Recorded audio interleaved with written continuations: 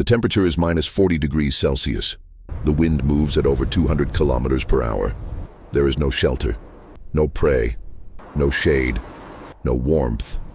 Now imagine the most powerful land predator in Africa standing here. No pride, no savanna, no sun-baked rock to rest on. Just ice, just wind, just silence.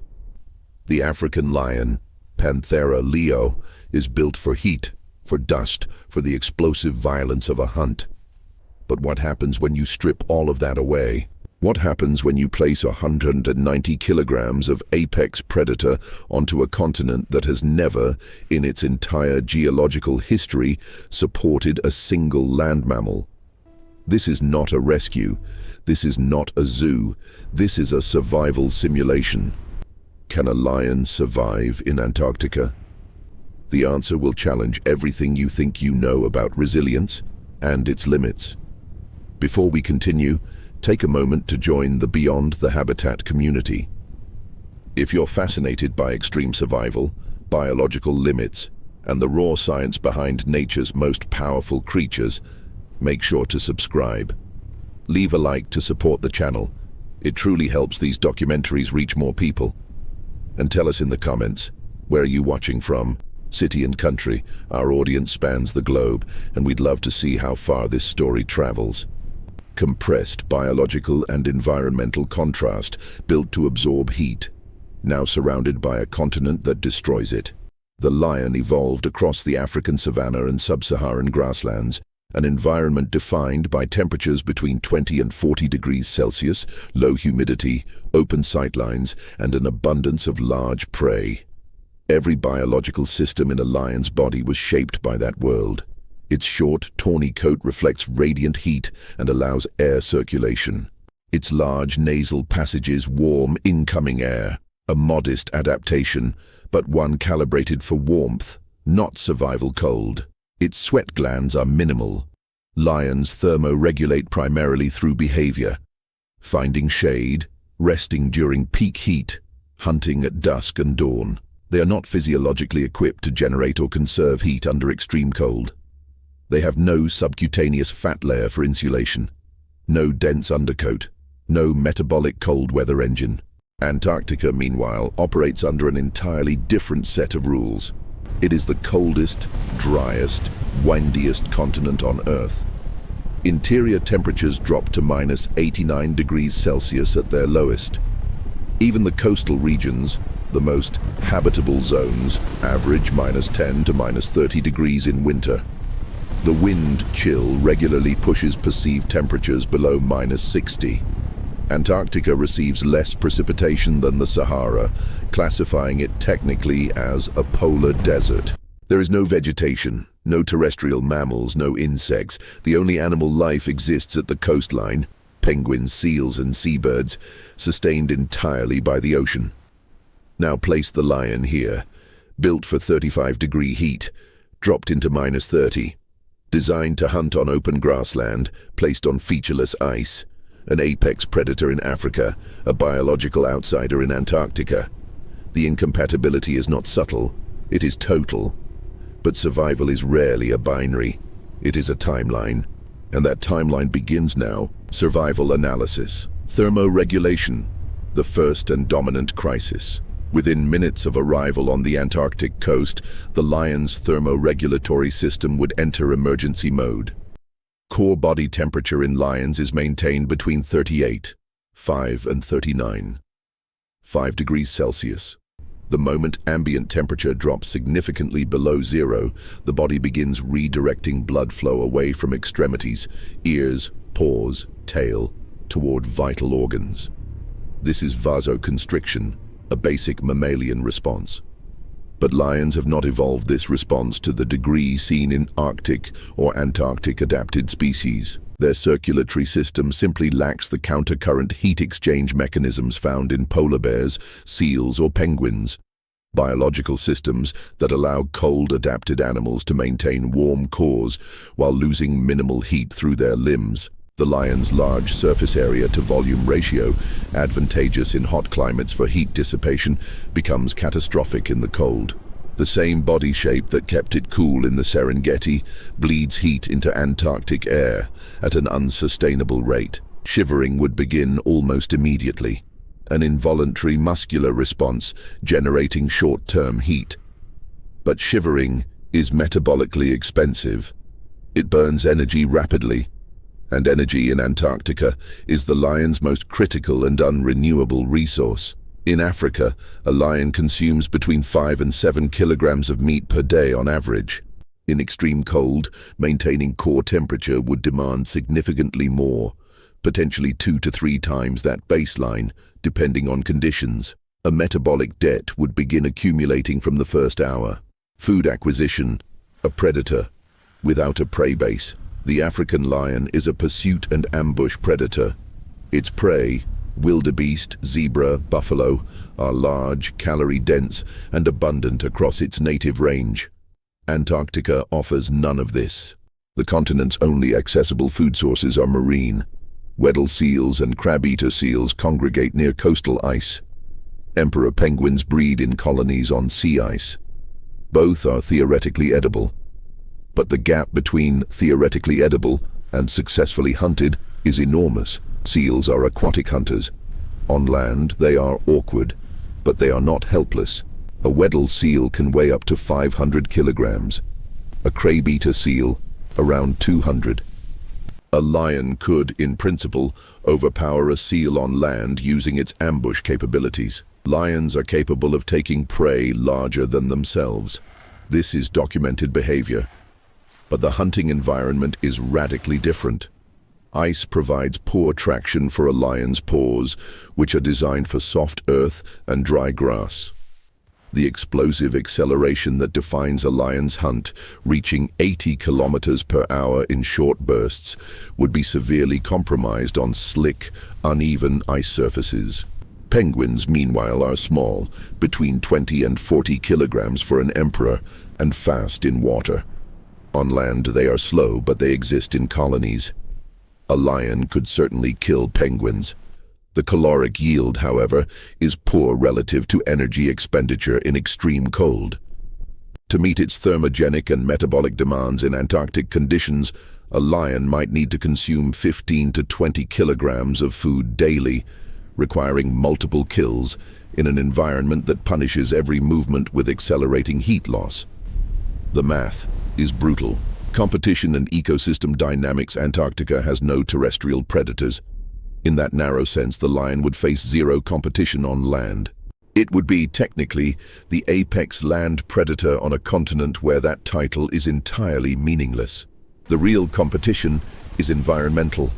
Wind, cold, ice. These are not competitors in the biological sense, but they function as such, consuming the lion's resources, limiting its movement, narrowing its behavioral options hour by hour. Leopard seals inhabit Antarctic waters and represent the continent's dominant coastal predator. They are unlikely to engage a lion on land, but their presence near seal haul-out sites could complicate access to the most viable prey source. Disease, immune response, and biological stress. Lions carry a significant pathogen load from their native environment. Feline immunodeficiency virus, FIV, is endemic in wild lion populations. In Antarctica, there is no established mammalian disease ecosystem. The lion would not encounter new pathogens. In that sense, the continent is biologically sterile from an infectious disease standpoint. However, chronic cold stress suppresses immune function in mammals not adapted to cold climates. Sustained hypothermic stress triggers cortisol release, a hormonal cascade that, over days and weeks, degrades immune competence, muscle mass, and cognitive function. The lion would not get sick from Antarctica's biology, but Antarctica's physics would gradually dismantle its physiology from the inside. Behavioral plasticity, the lion's final variable. Lions are more behaviorally flexible than their reputation suggests. They are opportunistic hunters, capable of scavenging, of adapting hunting strategies across different terrain types. Populations in the Namib Desert, among the most extreme environments lions naturally inhabit, have been documented hunting marine prey, including seals, along the skeleton coast of Namibia. This is a rare but real behavior. That precedent matters. A lion placed on the Antarctic coast would not simply collapse, it would explore, it would assess, it would attempt to hunt. Its curiosity and problem-solving capability, well documented in large felids, would drive it toward the only available food source, the coastline. But behavioral flexibility has a ceiling, and in Antarctica, that ceiling is defined by thermodynamics, not intelligence. Narrative simulation, Hour 1. The lion emerges onto the coastal ice. The wind hits first, not felt as cold initially but as resistance. The body begins working immediately to compensate. Pupils dilate, breathing deepens. The unfamiliar scent of salt, ice, and the distant musk of a seal colony registers in its olfactory system. It moves toward it. Day 1. By nightfall, core temperature has dropped 8 degrees. Shivering is intermittent but intensifying. The lion has investigated the seal colony, approached to within 30 meters before the seals retreated to water. One smaller seal, slow to react, was caught and killed. 22 kilograms of meat consumed. It is not enough. The caloric deficit is already significant. The lion finds a rock outcropping near the coast, marginal shelter, but the only available. It curls tightly, compressing surface area, and sleeps. Day 3. 2 more seals killed. Hunting efficiency is improving marginally. The lion is learning the terrain, learning the behavior of the animals. But each hunt costs more energy than it recovers. The ice has opened a small wound on the right forepaw, the rough texture abrading skin designed for warm earth. In Africa, this would be a minor inconvenience. Here, tissue damage in extreme cold heals poorly. The wound is not yet dangerous, but it is a clock ticking. Day 7. The lion has lost approximately 12 kilograms of body mass. Muscle catabolism, the body consuming its own muscle tissue for fuel, has begun. The coat offers almost no protection against sustained wind. The lion now spends nearly 18 hours per day inactive, conserving energy, moving only to hunt. It is alive. It is hunting. But every system is declining. Day 14. The forepaw wound has worsened. Tissue necrosis, early frostbite, has begun at the extremities. The ears, tip of the tail and toes show the first signs of irreversible cold damage. Body mass is down nearly 25 kilograms. The immune suppression from chronic cortisol elevation has begun to affect healing capacity. The lion is still hunting, still killing. But it is no longer maintaining. It is losing, slowly, measurably, inevitably. Week 4. In the most optimistic scenario, coastal placement, access to seals, no severe storm events, a healthy adult male lion might reach 4 weeks, possibly 5, with extraordinary behavioral adaptation and consistent hunting success. But by this point, frostbite damage would be severe. Energy reserves would be critically depleted. Organ stress from sustained hypothermia would be approaching irreversible threshold. There is no week 6. Final verdict. Survival probability, extremely low. Estimated survival window, 2 to 5 weeks, coastal placement only. Cause of failure, thermoregulatory collapse, compounded by caloric deficit and progressive cold injury. A lion placed in Antarctica would not die instantly. That is perhaps the most important scientific conclusion of this simulation. It would fight. It would adapt, within the limits of its biology. It would hunt. It would problem solve. It would demonstrate exactly why Panthera leo earned its position as one of Earth's most formidable predators. But evolution is not an emergency kit. It is a long conversation between a species and its environment, conducted over hundreds of thousands of years. The lion's body is the answer to Africa's questions. Antarctica is asking something entirely different.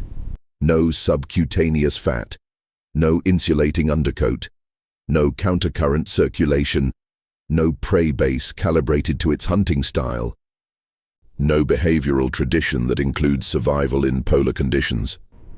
The lion would not fail in Antarctica because it is weak. It would fail because it is perfectly, exquisitely, and entirely built for somewhere else. And that, in the end, is the most profound thing biology can tell us. Not every environment needs to be conquered. Some are simply not yours. Beyond the habitat. Science first. Always. Nature builds every species for a specific world. If you want to explore more stories where biology meets survival and where evolution faces its ultimate tests, subscribe to Beyond the Habitat. New episodes every week, because beyond every habitat, there is a story waiting to be uncovered.